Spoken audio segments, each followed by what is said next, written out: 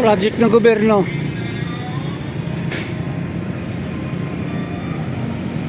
Hindi lang natin alam kung bakit dito nilagay ito sa harapan ng Senado. Nakakatawa. Ayan. Yung mga sasakyan ng mga, ewan ko kung sino-sino sakay din.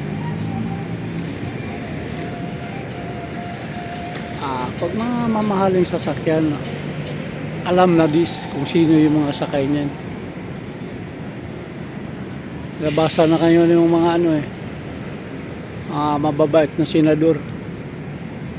Pati mga mababait na kung sino pang mabait dyan. Ayun.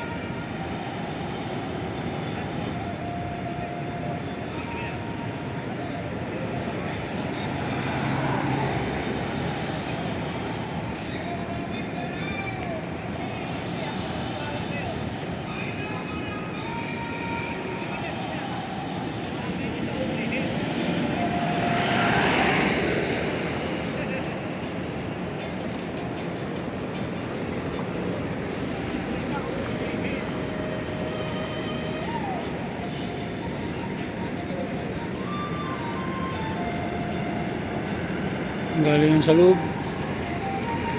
Ayun, naglalabasan yung mga kotse. Halatang halata talaga, mamahalin ang kotse nila. Iba ang dating kaysa kotse ng karaniwang tao.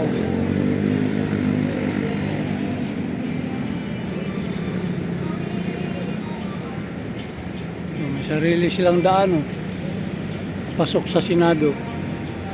Pag pumasok ka dyan sa barrier na kulay orange, papasok ng Senado yan. May mga coast guard yata yan o police na nakaharang.